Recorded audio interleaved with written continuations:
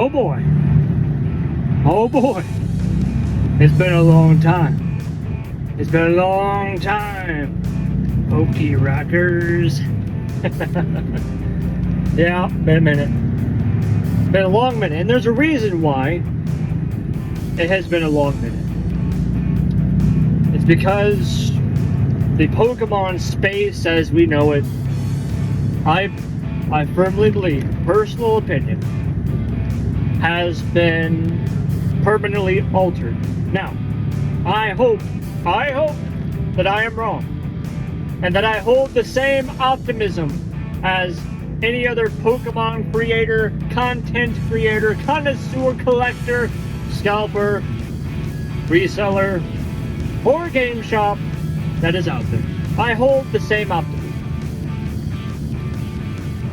But let's journey together. I said the thing. Let's journey together down the pathway of Pokemon, Nintendo at large, and what has happened to this. And of course, I am going to be namely really focused on the trading card game aspects of things, but the entirety of the company itself and all of the facets that it involves itself in, of course, has an effect, cause and effect, if you will, on the entirety of everything that we do involving Pokemon. From the humble beginnings, of course, and I'm not going to go all the way back into the 1990s, but a recap of Pokemon and how it's become such a beloved franchise for especially us nostalgia-loving millennials. I mean, millennials, am I right? That we grew up, as far as children goes, that Pokemon was one of the very first animes that we were ever introduced to. And of course, the concepts of it were incredibly wonderful. I mean, who doesn't want to collect cute little creatures and have awesome turn-based battles with very memorable characters and creatures alike?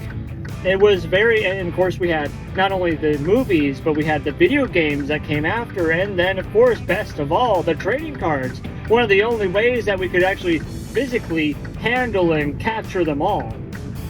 And that persisted, of course. I think it's just ingrained into our blood, our DNA, as millennials especially, because that's who grew up with this stuff truly, that we were just destined.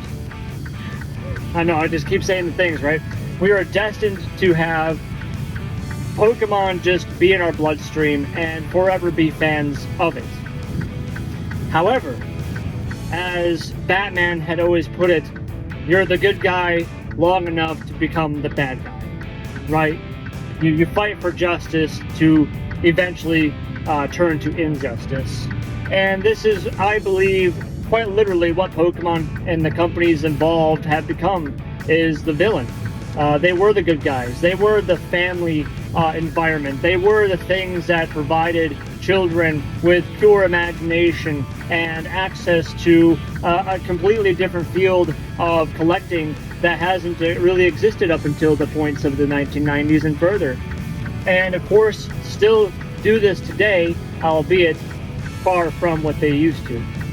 Now, that being said, obviously, I have had experience all my life with every facet of Pokemon. I have been absolutely enthralled with the video games, and enthralled with the TCG, and enthralled with the cartoon series. But like with most average adults, you know, aside from some of you hardcore people out there, we tend to drift away from these aspects because, I apologize for the bucks, mind you, I'm a truck driver. I can't help it. But we tend to gravitate away from things that we find ourselves to deem childish or outgrown from, and pursue other things. But needless to say, that doesn't mean that means that anybody who stuck around and continued to persist in the fandom is a child, right? I don't think they're children. I think they're just avid fans that truly have an appreciation and an aficionado of the franchises from which they associate themselves with. So when we look at the progression of Pokemon in its entirety, it was a very wholesome experience, and one that again found the the largest, the world's biggest company as far as just monetary value, a billion-dollar, multi-billion, tens of billions. I think it's in the hundreds of billions. If not, Pokemon is creeping up into the trillion-dollar mark. Absolutely insanity on how huge Pokemon really is. Everyone knows that Pokemon is number one. There are things that have tried to rival Pokemon, but have never quite gotten quite there. And we are not quite there yet about talking about the most recent events. Oh my Atlanta. Someone please fix these roads. I would appreciate it. Infrastructure, am I right, America? Golly. It's like third world country roads out here. My Landa. Continuing forward though. Obviously, you know, I collected Pokemon cards and I really enjoyed them, and it wasn't too much of a hassle to collect Pokemon cards. The sets really only went up like, what, 60 cards, 70 cards at the most, and so basically people could complete a set within 2 to 3 booster boxes. That's pretty nice, and to be honest with you, I truly wish that persisted. I really don't stand behind the egregiousness, and I will say probably egregious is one of my best words and my most favorite words to use, one of them anyways, that we have sets that have literally hundreds of cards, if not almost 1,000 cards. I'm sure that's not quite the case, but I think Paldean Fates, or no, was it Paldean Fates, or yeah, anyways, Paldean Fates had like 400 and some odd cards to collect. I think that's too many. I don't see a reasonable human being that, especially if we're taking into the context of this is a children's game, that you would be able to collect them all. You would have to be an adult. You would have to have some monetary way in order to acquire these cards. So, obviously, that's one of the first aspects of Pokemon that has happened, is the bygones of simpler times. Why have we overcomplicated and complexed these sets? And on top of that, why release sets so often and so many? It's almost like you barely get one set done, and you're like, hip hip hooray! And then all of a sudden, within minutes more, well, hey, I see that you got that set done. Have another one. I think it's too quick. I think one set every maybe 6 months or something like that is fine, but every 2 months, 3 months or something like that, that's crazy to me. And of course, like I said, it's not simple like it used to be, where you can only, you only had to get 60 cards or 100 cards and you're done. Now it's hundreds of cards. And then of course, the pull rates are ridiculous now. And again, obtainment in itself, I think that's a good word to use here. Obtainment, at this point in time of Pokemon, is incredibly difficult. And we'll get more on that too. There's a lot of things to contextualize and uncover if we're kind of talking about the broadband aspect of Pokemon. But again, I'm focusing mostly on the TCG and roundabouting with other things that are relative to, such as the games and TV shows and so on. Obviously, me and the wife going and fast forwarding 20 years. So many games have released, many trading card sets have released. Many things have happened in the Pokemon space, but really, truly, it wasn't until, I would say, the later 2010s when Pokemon was starting to go, in my personal opinion, in a downward trend. Because I heard people talking about once they went to 3D, it started to lose its luster, that people preferred the animated pixel art over the 3D models, and that the 3D models were akin to be just an egregious, see there's that word again, egregious thing compared to Pokemon Stadium and Pokemon Stadium 2, especially when they start skipping out on the animations. And of course, this only persisted into the most recent games, and really, truly, the most recent games are just a heinous act of game development, and really, I would say, a slap into the face of the fandom.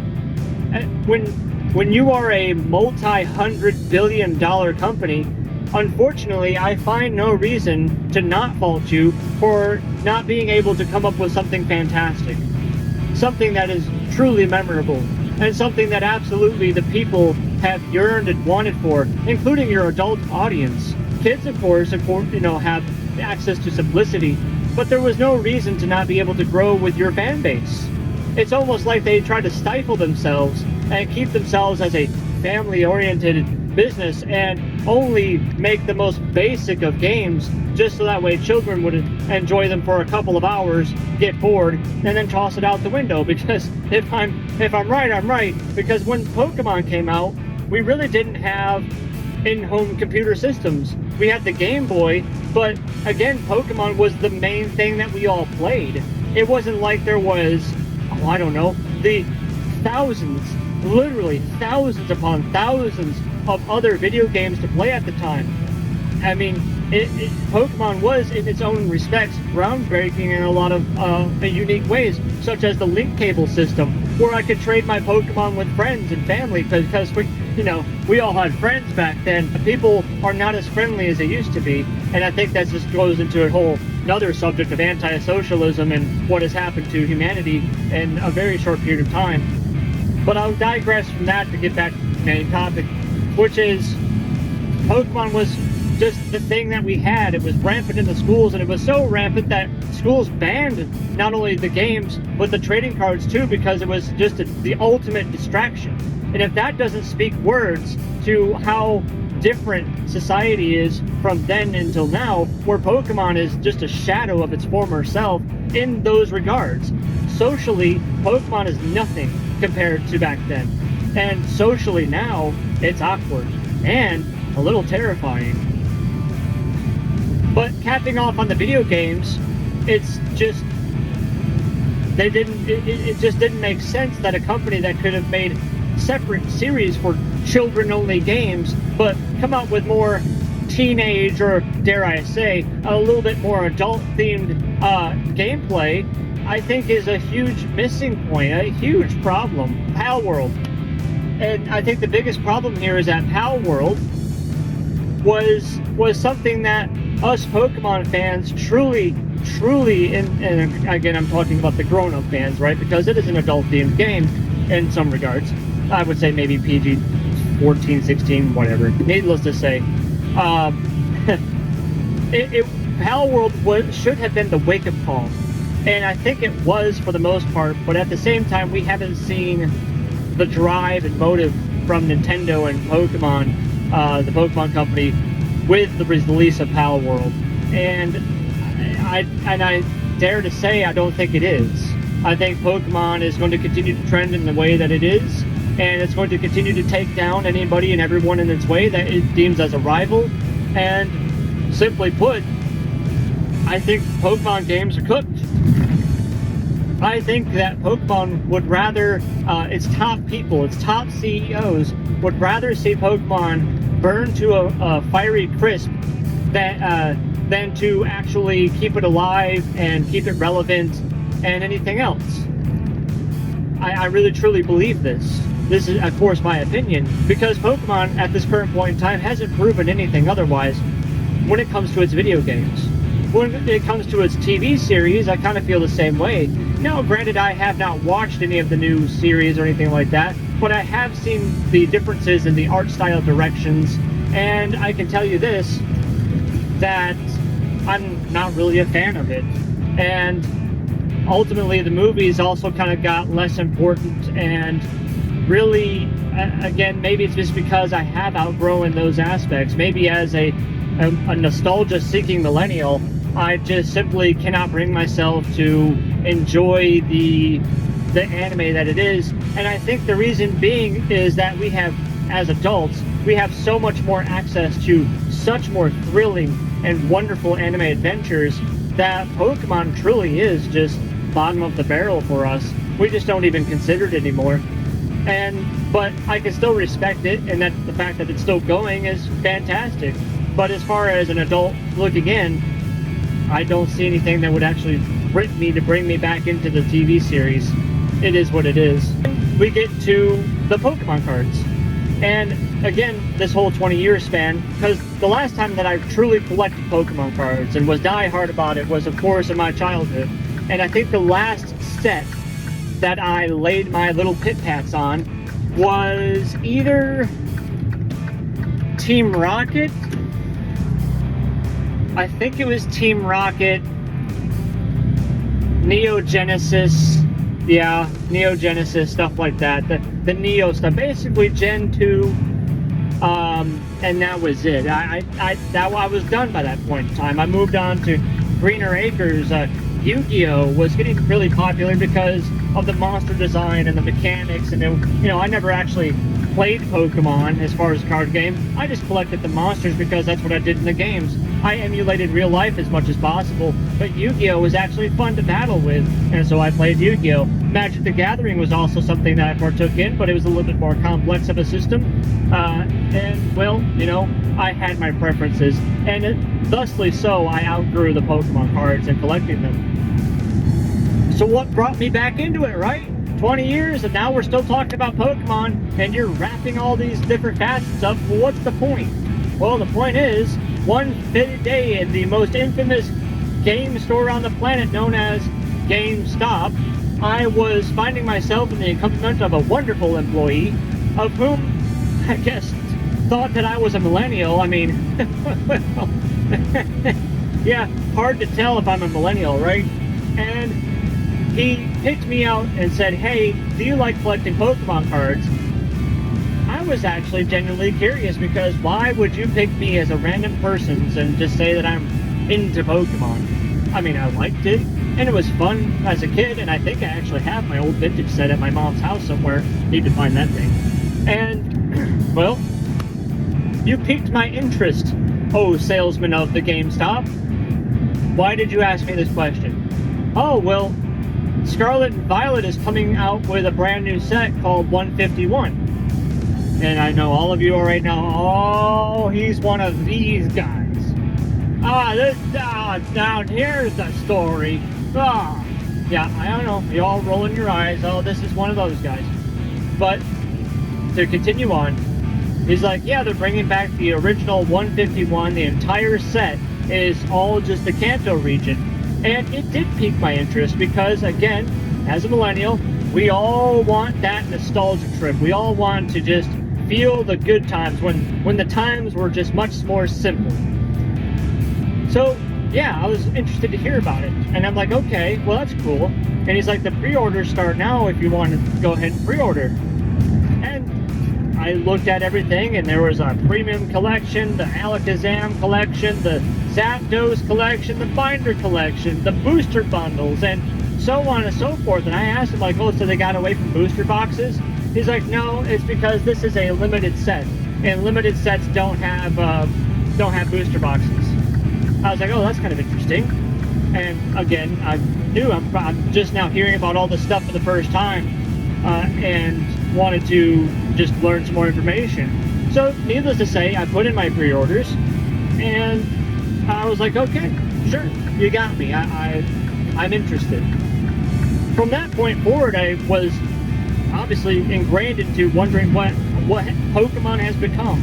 I knew about the games. I still played the games. I have a Nintendo Switch. I played Let's Go Pikachu and Let's Go Eevee, which I think was great nostalgia bait for millennials. It was wonderful to play through the story, and I actually put a lot of hours. I think I put about 400 to 500 hours in Let's Go Pikachu, because I wanted to shiny hunt, and I pretty much got all the shinies at that point in time. And it was fun. Again, it was nostalgia bait. I think that was a cute game, and it was fun to play. It was a cozy game, as they say. And then Legends Arceus, I think that was a good step in the right direction, but it still felt unfinished. And it was just, again, I don't want to really get into the video game aspect of things, but if you want me to, I'll be more than happy to do that. Let me know in the comments below. But digressing from video games, I started researching the Pokemon cards, and obviously at this point in time there was like this transition between Sword and Shield era and Scarlet and Violet era, and I wasn't really sold on the whole terrestrialization thing. I think, in my personal opinion, it's dumb. It's a stupid mechanic. I think the best mechanic I've seen, other than Gigantamaxing, which only the Pokemon that changed their look for Gigantamaxing was cool, but Mega Evolutions really had my heart, because I really enjoyed the fact that Pokemon could push themselves to exceed limits that they weren't really able or should be able to obtain, and see the Pokemon kind of get a little bit of a redesign here and there. And then, of course, as anybody would say, we wish that there were certain Pokemon that received this treatment but didn't.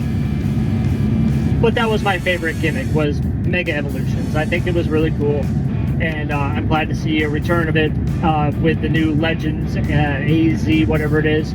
But unfortunately, and maybe fortunately, I don't plan to invest in that video game. For reasons that, of course, if you want to know why, let me know.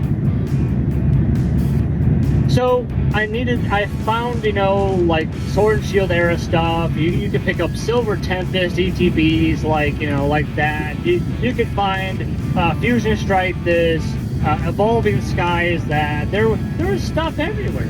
Like, I'm like, wow, the Pokemon really has just a handle on all this stuff. I'm like, this is pretty cool.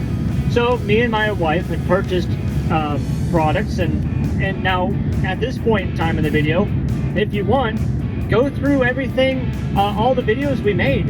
We actually took an entire, I guess you could say, series of our first Pokemon card opening from 20 years of not opening Pokemon cards, all the way till the last video, which I can't really remember or recall, but we documented everything. And so you can watch it if you want to. But, needless to say, we started to see how the Pokemon franchise evolved with the trading card game, and it was actually really cool. I thoroughly enjoyed the full arts. Like, the full arts were really beautiful, the holographics were done very well. I love the different types of cards that they came up with, such as the gold cards, the rainbow cards, and, you know, the list went on and on and on. The shinies, and the illustration rare, the trainer galleries. I mean, dear Lord, they really did capitalize on beautiful artwork and functionality with the card game, along with a collectability factor that obviously us as kids, speaking to those millennials out there, us as kids, I mean, we didn't have access to, right? We never got illustration rares, we didn't get SARs, SIRs, all this other stuff. Yeah, I know the lingo now. And of course, now that I was ingrained and I was caught back into that, not only nostalgic factor, but of course enjoying something from my childhood again with a new vibe, a new refreshness of mind and character, of drive and adventure and motivation. And so it was clearly something that I wanted to get back into after experiencing my first few card pack openings. And so then, of course, I started paying attention to content creators, finding out how best to collect Pokemon and what kind of Pokemon cards to buy and what sets to get into and what sets are out there. And of course, you know, I opened up the rabbit hole at that point, right? Everyone knows that as soon as you watch, what is it, shit, man. What's his name?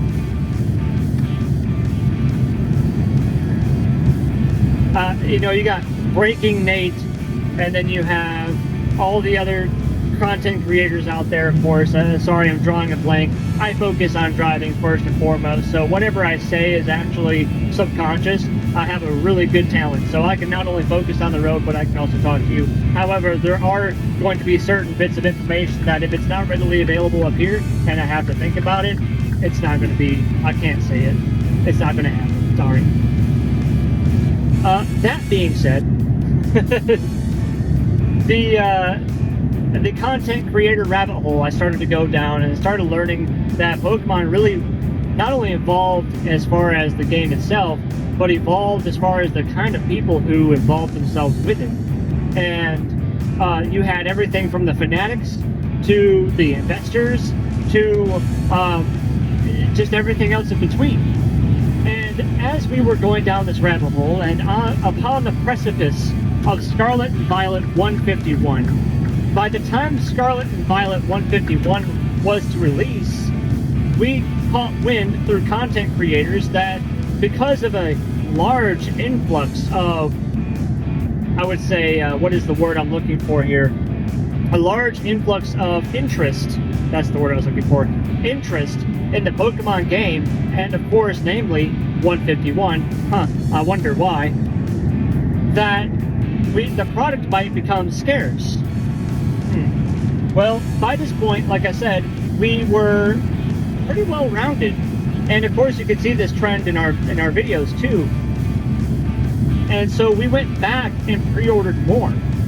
We pre-ordered 2 of everything essentially, because this was the plan since we learned about investing and that Pokemon was a viable investment thing. Now, granted, we weren't going to go crazy like buying oodles and oodles of booster boxes and stuff like that. No, we're sensible people. We're sensible adults. Yes, we have adult money, and by fucking God, I am going to absolutely spend my money however I want to. But at the same point in time, I wasn't completely like reeled in on Pokevesting. It is what it was, but I seen the truth in it. Where obviously things that go out of print, eventually their value goes up along with most everything else. So I thought it was kind of a nifty little side thing to do, not to really take seriously. So after we pre-ordered additional products and we got in, and the guy that introduced me to Scarlet Violet 151 also told me that you probably want to pick up more booster bundles, because really we're probably going to be out. Like there's no way that we can have the inventory that we're getting right now. So we reserved a bunch of other booster bundles, and of course you'll see that episode where we opened, I think, 11 booster bundles. So that's what, 66 packs of cards or something like that. I mean, a ridiculous amount of Pokemon cards we opened up. But the reason why we did this so hard, went so hard on Scarlet and Violet, and again, we were noobs. We didn't know any better. I had no idea about buying singles and buying cards off of websites such as, not only, of course, to name the obvious one, which was eBay, but TCG Player and other resources that I had no fucking clue that shit existed. We get the product, we start opening it up, we did really good, I think. Obviously, we missed some of the key players. And then, you know, me and the wife were looking at each other like, this was so much money. Like, holy shit, man. Now, granted, we saved up for it, so we didn't go in debt. We didn't swipe credit cards that had interest rates or anything. We swiped our debit card to, you know, purchase with actual cash money. But we still didn't have a complete set. I mean, the hundreds, I think it was like 800 cards that we opened, as far as like, you know, whatever, 840, 1100 cards or something like that, and divide that by however many were in a pack. That's how many packs we opened up. A metric ton of packs, and we still didn't get everything, because again, as I had said, it's not like the old and more simpler days where you could open a couple booster boxes and get your entire set. This wasn't the case, and of course this isn't the case with any Pokemon set. You'd actually have to buy, I don't know, I would hate to wonder how many booster boxes you'd have to buy in order to complete a set nowadays. But obviously we learned that buying singles was really the only financially viable way to make a master set. Now, I will happily say that we did accomplish this. We do have a master set of Scarlet and Violet 151. We also have, I guess you could say, a master set of all of the product that you could have bought, completely sealed and untouched. So not only do we have all the cards, all the individual cards that you could get, but also all of the product that you could get as well. And, you know, we looked at each other afterwards and we're like, you know, we got smarter. And if we decided to hit something that hard again in complete master sets, that we know that we really need to just open a few products to have fun, but then go straight into singles and buy those singles and bring them into our collection. Well, me personally, with Scarlet and Violet 151, this is when it truly started, this whole downhill, chaotic, toxic mess that we find ourselves in today. As, of course, the nostalgia bait that is 151 had rose from the depths of the abyss, the scalpers, the resellers, the Pokevesters, the insane amount of content creators, which of course really actually includes myself, even though I'm a fucking nobody. I am literally nobody. And yet, I'm still counted in these this huge influx of Poke content creators and media attention all across the board, that now we really truly did spark something that, again, like I said, I don't think we're going to ever recover from. And so 151 I blame full-heartedly for this, and the pressure of having Gen 1ers essentially come back into the mix. But I also just see where we allowed this to happen as a group of people, as a fandom, as a social experiment almost. I really don't want to say fandom, because if we are true with ourselves, most of the people that are involved with this of this downfall are not fans of Pokemon. They see money, and that's all there is to it.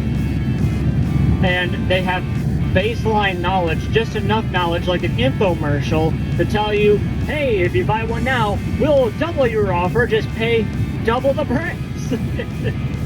You know, there's not even a deal involved. It's just like, oh, you want this? Well, you're gonna have to pay triple.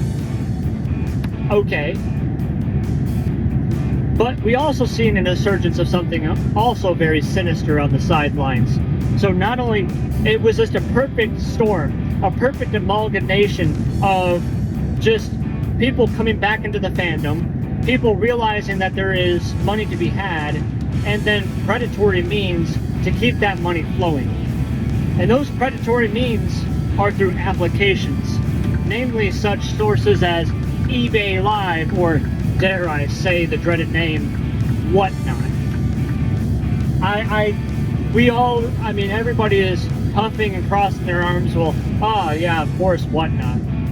And the absolute predatory gambling and selling cards to people, and people bidding live on cards that they'll pay 300 to 400% of what the value of that card is.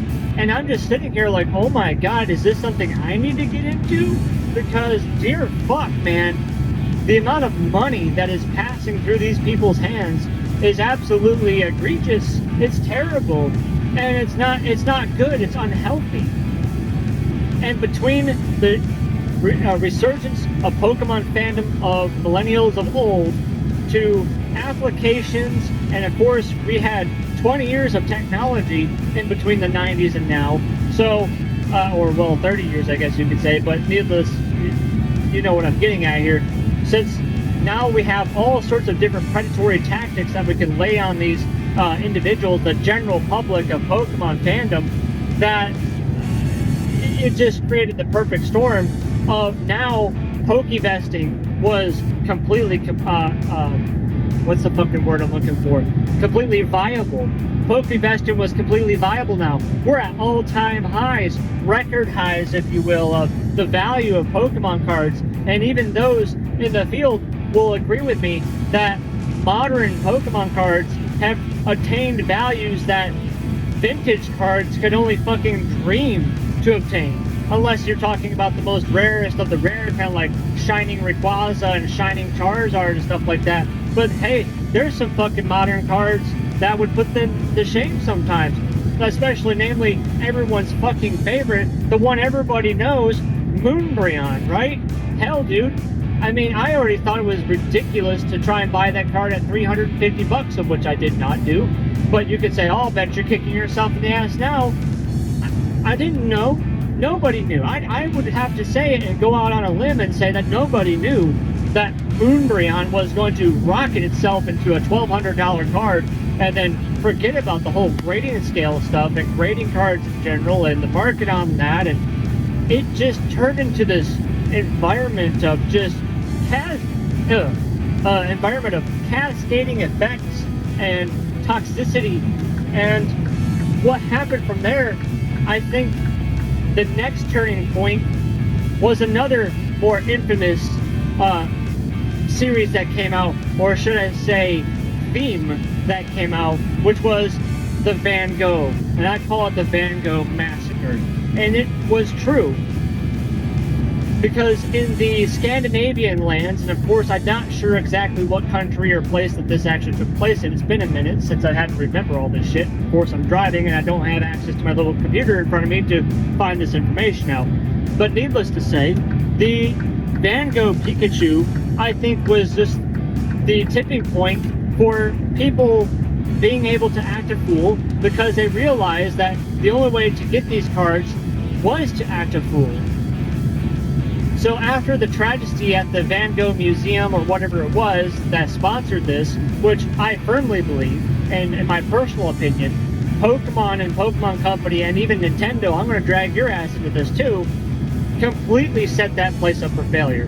They had no idea what was going to hit them. They had no idea the franticness and the craziness of people when you say limited release. Oh, ooh, gets my jiggly wigglies all in a knot. I mean, when you tell me that something is limited and I can't have it, people do what they call FOMO, which is fear of missing out, hardcore.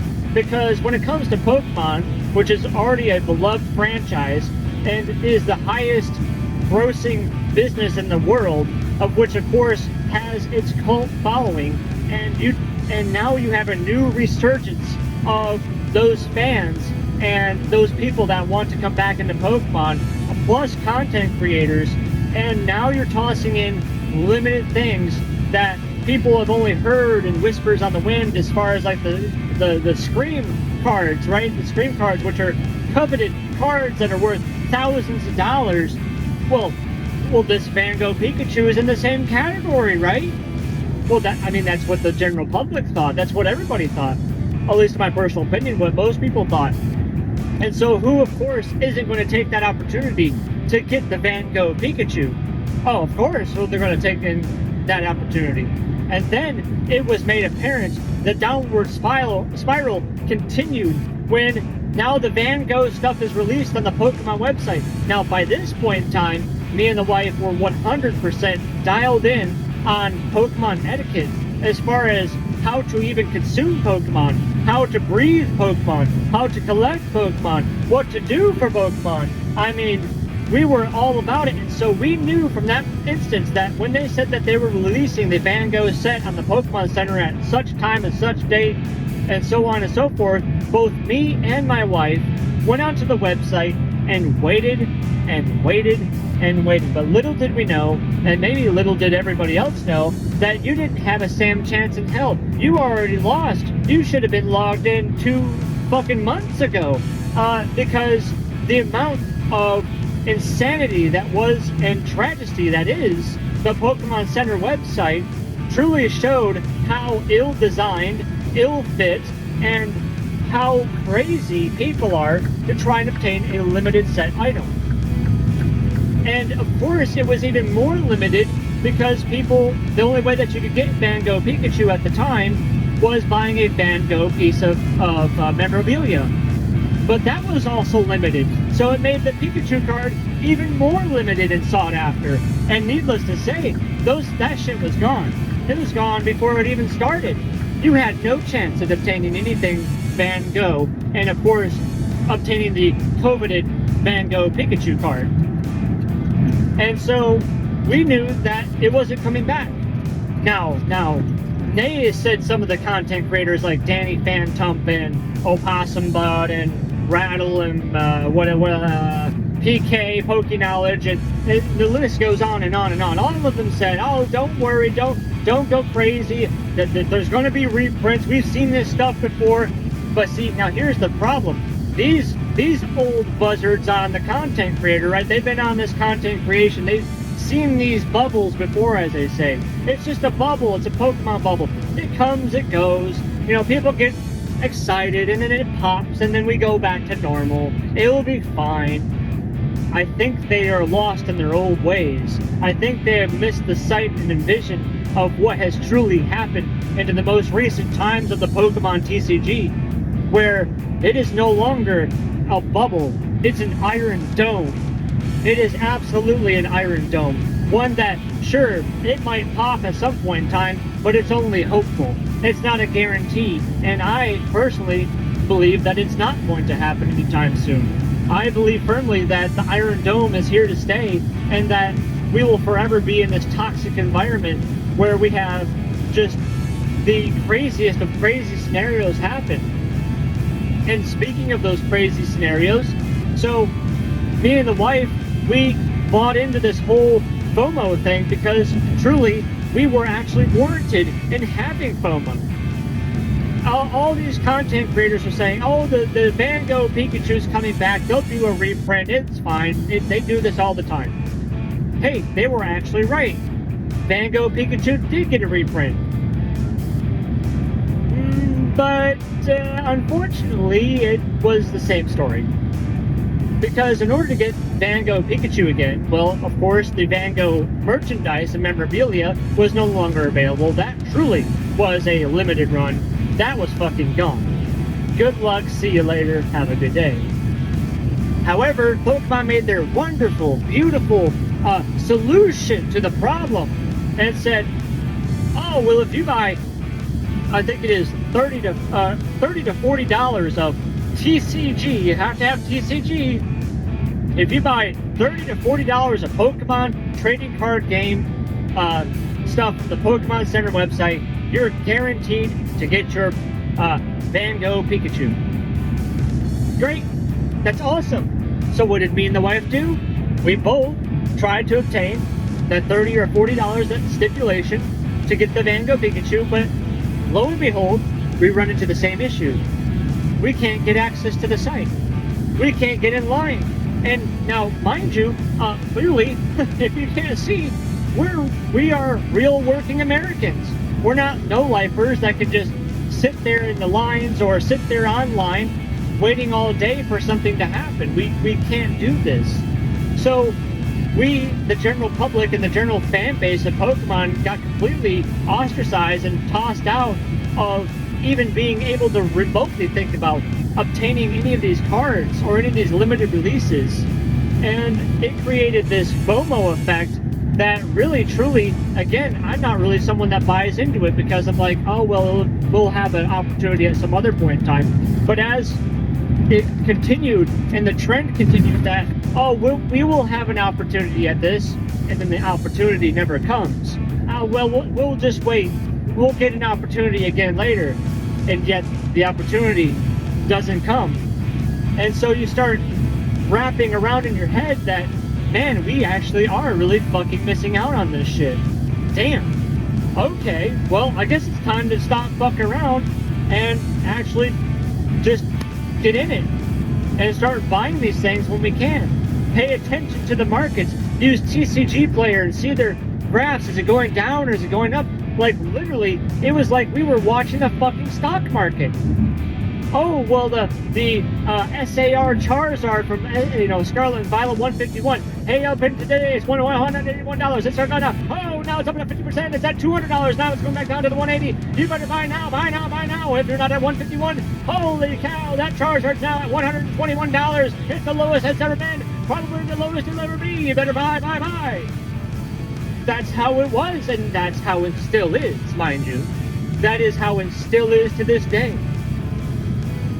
The Pokemon field has, again, in my personal opinion, been forever changed. And again, we have made this perfect storm of creating an iron dome around our bubble that we probably will never burst. And so, in order to buy singles to complete sets, you're now having to fight all of these resellers, you're having to fight all these scalpers, all the whatnot companies and people and individuals with their gambling addictions and all this stuff, and all the limited releases, and of course the tragedy that's Pokemon Center Online, which is plagued with bots and bugs, and they say they're going to fix it, but they don't fix it. And then content creators that constantly say, it's okay, oh, it's okay. I mean, they're dumping fucking buckets of water. I mean, hell, if they had Squirtles, they're going to be using water gun on all these people trying to cool everyone off. But it's not going to work. It can't work. You cannot tell the general public to calm the fuck down when we see continually over and over and over again, you're not getting that set, you're not getting that booster bundle, fuck, you're not getting that booster box, it's gone. And if you do want it, you're gonna have to pay triple, maybe even 5 times the cost of what that thing is in order to obtain it. What has this done to the fandom? it's created a toxic society. And the biggest tragedy to this is the children. I bet you by this point in time you've completely forgotten that this is a children's game. This is a kid's game. This is something that kids watch the movies just like we did back in the 90s, and watch the TV show and play the video games. But we've completely destroyed, especially for I think it's Gen Alpha right now. Gen Alpha probably doesn't even know what the fuck a Pokemon card is. And at this point in time, I don't even think they fucking care. The millennials and those that are older and maybe a little younger, I would probably say maybe some Gen Zers, have completely and utterly made the cost of entry, yes, there is a cost of entry to Pokemon, and completely just blew it out of the fucking water. And you're not going to find any of this stuff.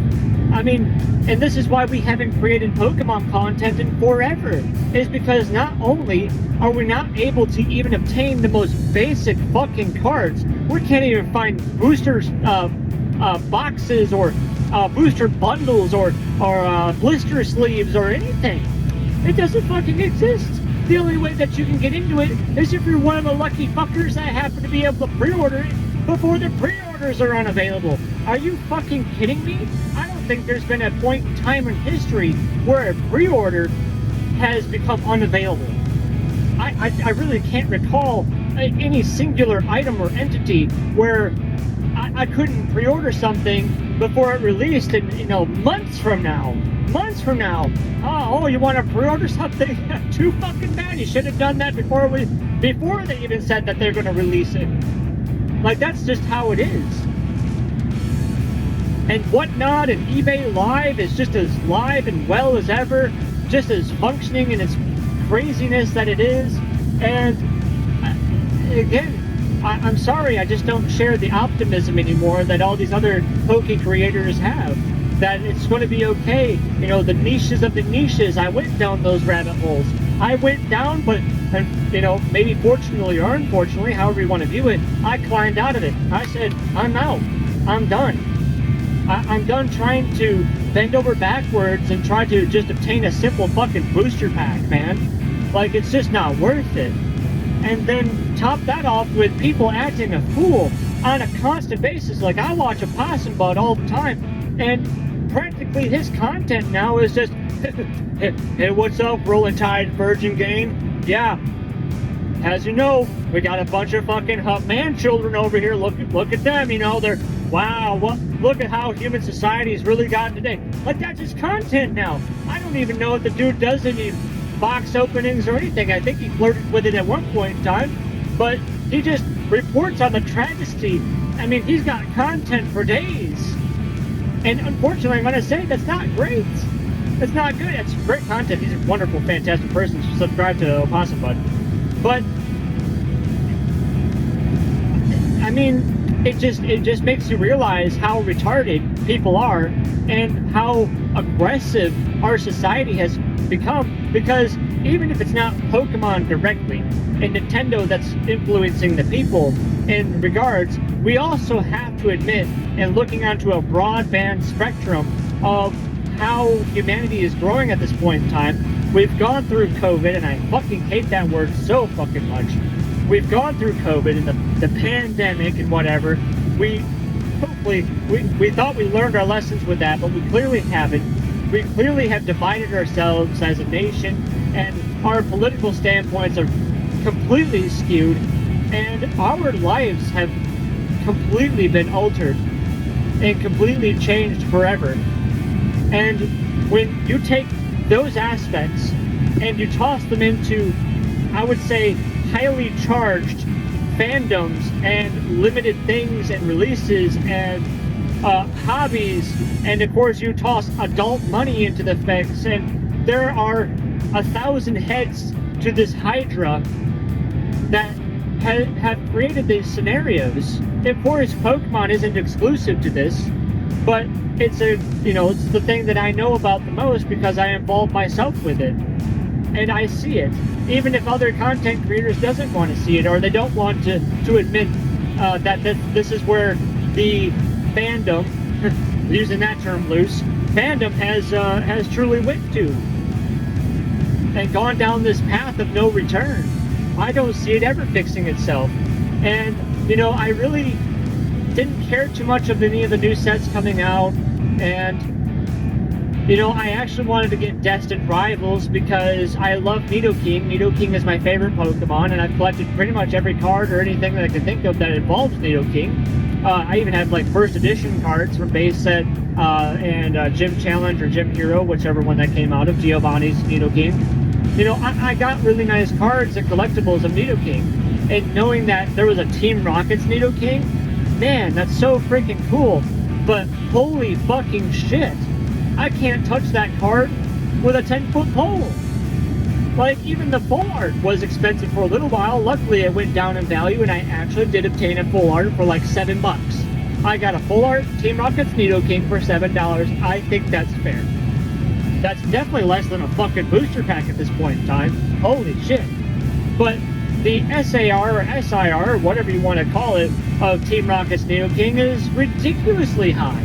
When the hell did an SIR Nidoking ever warrant the price point of like $120? I'm sorry, I thought Charizard had reserved its spot as the king of expensive cards when it came to SARs and SIRs and stuff like that. Well, apparently not. I think it's just reserved for anything that just people want to make expensive.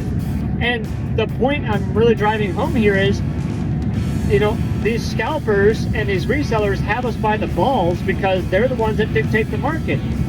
Initially. They initially dictate the market.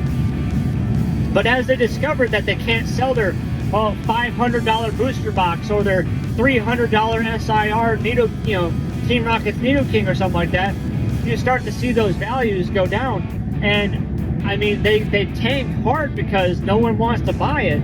No one can afford it, first and foremost. And so now you get to like these reasonable numbers to where now people are starting to throw some money at it. And now the graph starts to do one of these, right? But the sad part about it is exactly what I'm talking about. Don't you think it's pretty dumb that the only way that you can enjoy Pokemon now is paying attention to charts and graphs and praying to God that you can even get a pre-order in, and praying to God that you can get something at a decent price? Hell, fuck, man.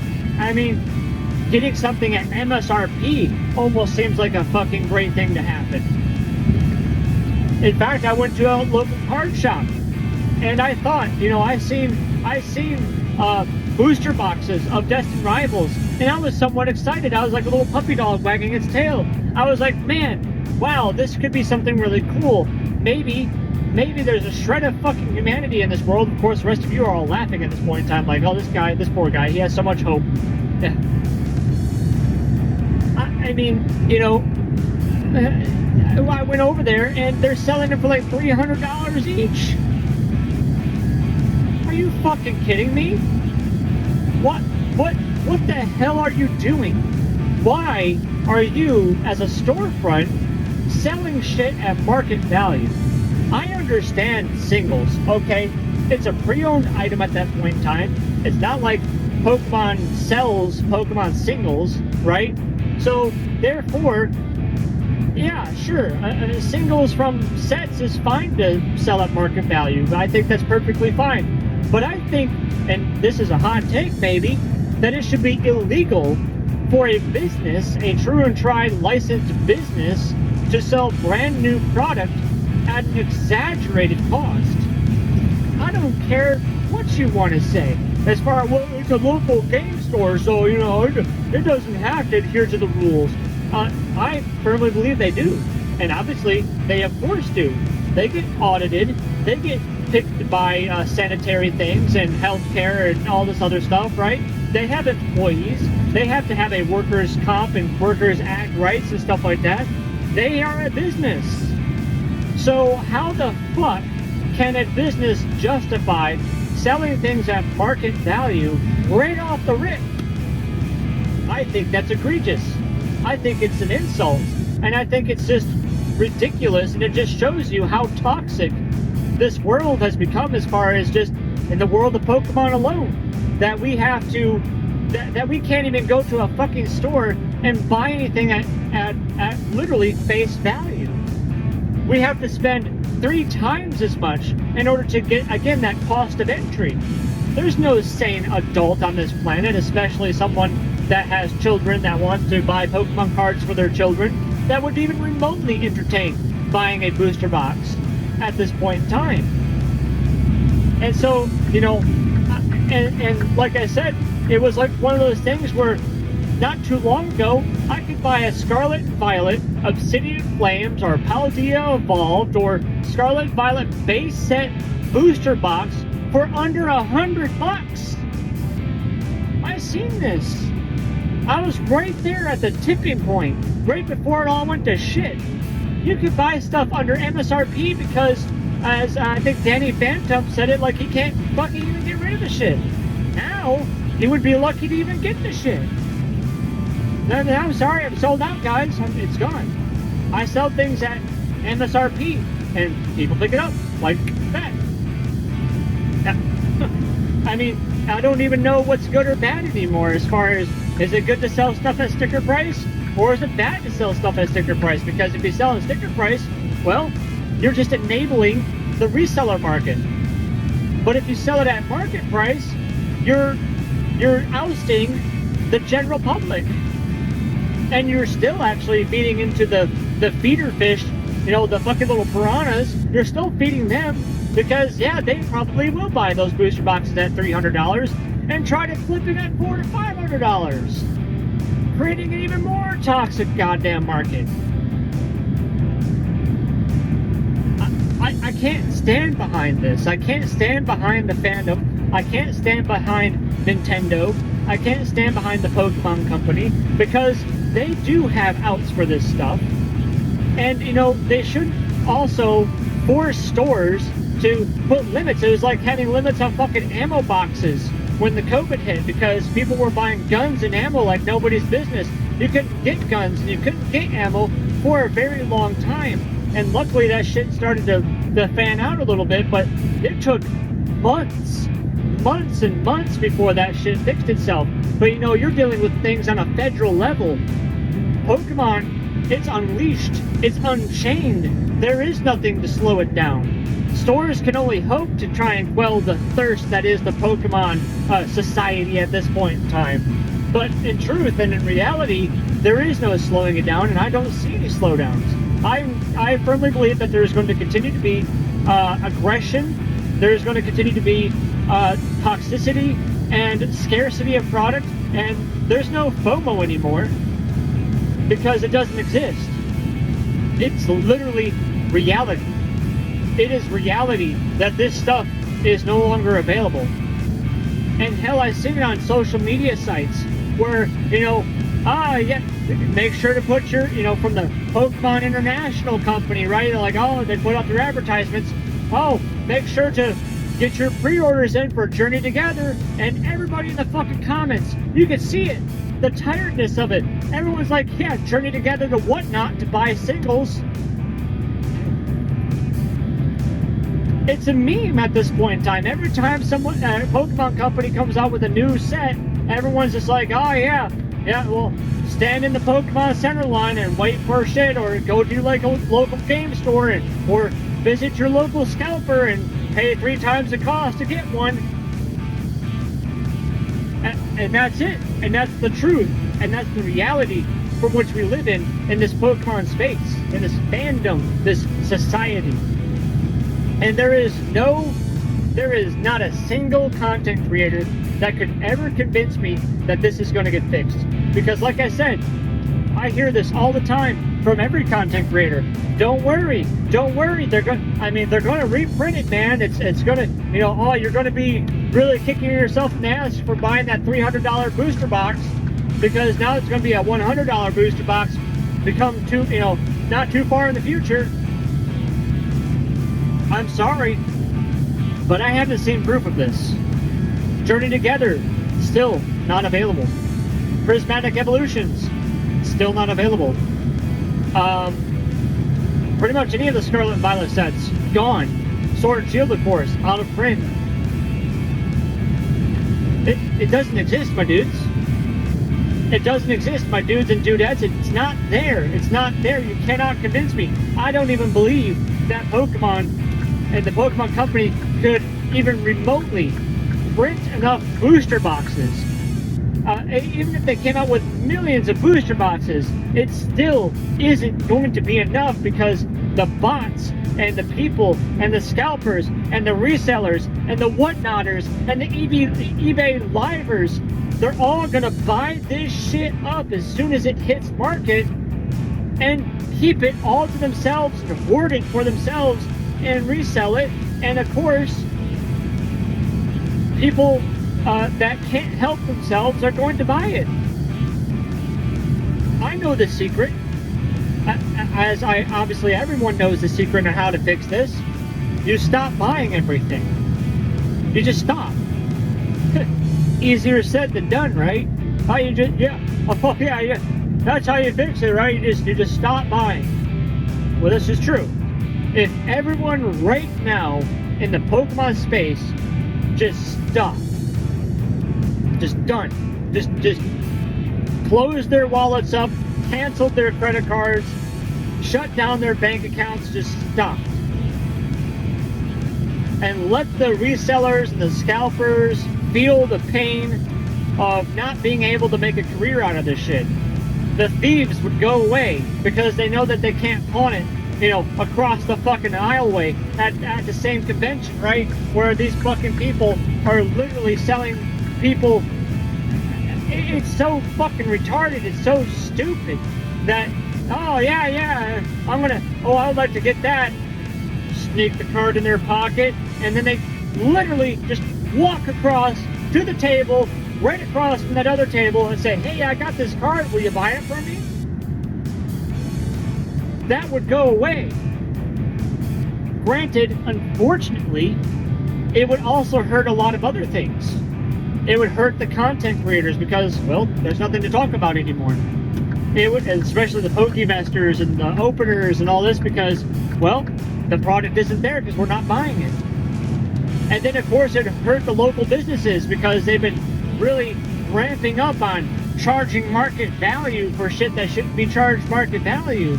And so now they're sitting on shit that they probably overpaid for, and they're like, well, fuck. Guess we need to go back down the sticker. And then, again, it's a cascading effect. Yes, it's going to hurt people. Yes, some people are going to go out of business, but really, in the reality of things, is it not worth it to do it? I am sorry for the bumps. America, fix your goddamn roads, you pieces of shit. But is it not worth it? Is it not worth it to get Pokemon set back? Because this is the thing. This is why I call it the Iron Dome. It's going to take an incredible force, an incredible acting force on this society of Pokemon in order for it to right itself. I don't see it stopping anytime soon. I don't see the aggression stopping anytime soon. And it's going to destroy Pokemon in its entirety. And no one's going to care about it. No one's going to like it. And really, I mean, we're already being made fun of already because of what we associate ourselves with. Oh, you're a Pokemon fan? Knocked anybody's tooth out trying to get one of those products, did you? Yeah, you're probably one of those greasy resellers, right? Yeah, you're like a 30-something-year-old person. What are you doing with Pokemon? What a fucking loser. That's how we're viewed now because of all this bullshit. It's not a, oh, you like Pokemon? Well, that's kind of neat. That's kind of cool. Wow, I didn't know Pokemon was still a thing now. Instead of that, now it's completely known that we're pieces of shit. And again, I don't see any resolve to this anytime soon.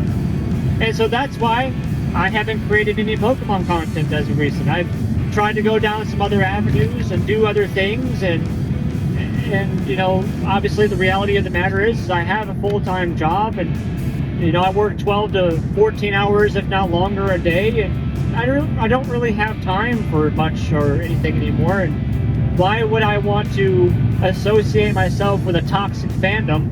And I use fandom as a loose word here. And I obviously know that there's great people in the space, right? I have mentioned a few of them already, but it's still not enough for me to stick around. I'll watch a possum button here or there just to see the silliness. I haven't even watched a rattle too much anymore because I just don't care. And then, you know, Poke Knowledge, I haven't really, you know, been on his live streams at all. And like I said, I've just detached myself from all this shit because I just don't care. I would like to have a fandom or a hobby to collect and stuff like that, and I would like it to be Pokemon, but I just can't. I can't put myself in that situation. Well, I think I talked long enough. And again, this is the TCG aspect of the things. All of this also translates wonderfully over to the video games and the TV shows and the movies. It all follows the same suit: toxicity, poor management, and ultimately just sickening behavior, and just I don't want to be involved with it. I may get back into Pokemon later, but not until I see things improve, and like I said, I just don't believe it's going to improve. That being said, thanks for joining me on this long rant. You have yourselves a wonderful rest of your day, Poke Rockers. Yeah.